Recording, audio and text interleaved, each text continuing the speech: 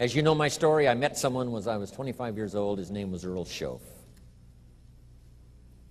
who dropped into my life at an extraordinary time. So key phrase, timing has a lot to do with it, and who knows, part of the mystery of time, the timing. Part of the timing one I just had that experience that I've shared in other seminars when the Girl Scout knocked on my door. And I walked to the door, and she gave me the big pitch on the Girl Scout cookies, best organization in the world for girls. Got several flavors, time to buy the cookies, only $2. And with a big smile, she very politely asked me to buy. No problem, I wanted to buy. Big problem, I didn't have $2 in my pocket. And I didn't want to tell her that. So I did what I thought was next best. I lied to her. And I said, hey, look, I've already bought plenty of Girl Scout cookies. We've still got plenty in the house we haven't eaten yet. She said, oh, that's wonderful. Thank you very much. And she leaves. When she leaves, I say to myself, I don't want to live like this anymore. I mean, how low can you get lying to a Girl Scout? I mean, that's low down. I told myself that day, this will never happen to me again. One of those experiences. It's called like life-changing. I said, I'm going to search till I find better opportunities so my pocket won't be empty and the bank account won't be empty, and I won't be so far behind on my promises to my family. And it was shortly after that I meet Earl Schoaf, who taught me how to be wealthy, who taught me how to change my life. So who knows what the connection is, right? Someone says when the student is ready, the teacher will appear. You know, I don't know all the mystery of that. But anyway, it seems like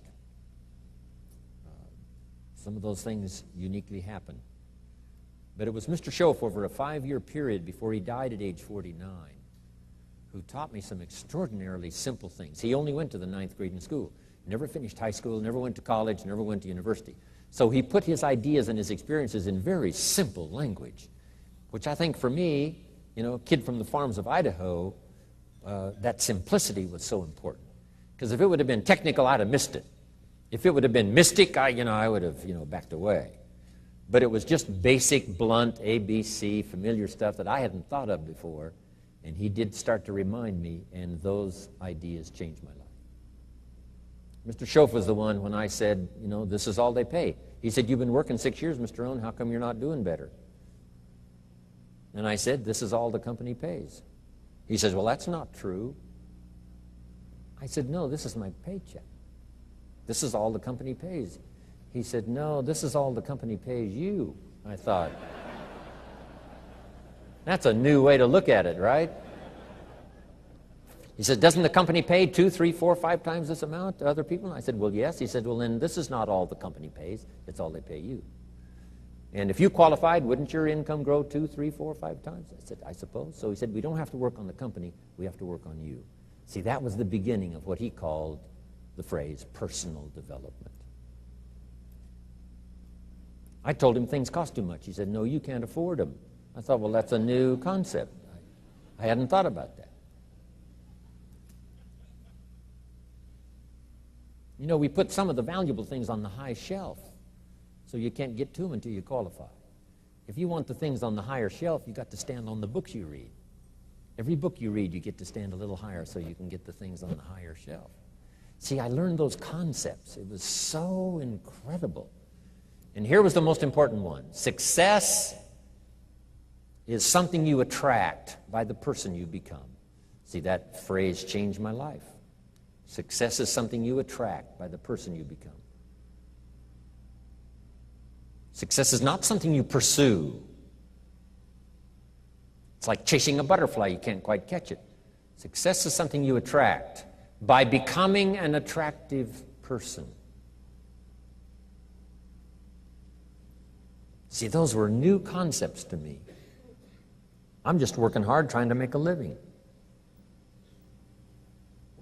Here's what he said to me. This changed my life. I got a chance to teach this in Moscow and across Russia. 3 visits, now the 4th. Here's what Schoaf taught me. Profits are better than wages. Nobody taught me that in high school. Nobody taught me that. I went to 1 year of college. Nobody taught me. Profits are better than wages. Wages make you a living. Profits make you a fortune. And how could you work on both a living and a fortune? He said, well, you could start part-time working on your fortune while you're working full-time on your living.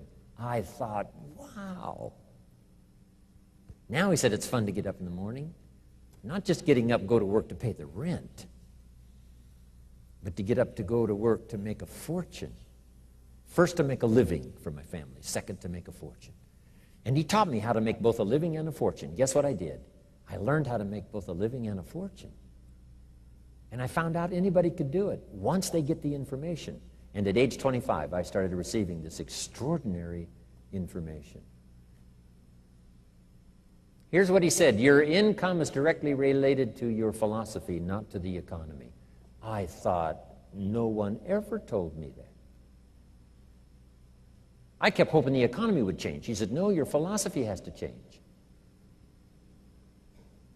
I assured him that I had my fingers crossed. He said, that won't help. Then what could I do to change my income and multiply it by 2, by 3, by 5, by 10, and then multiply it by 10 again? What could I do? And he started giving me the disciplines and the process of learning the skills to change my life. This was an extraordinary man. Those were extraordinary times for me, life-changing in every manner that you can imagine, but very simple ABC concepts.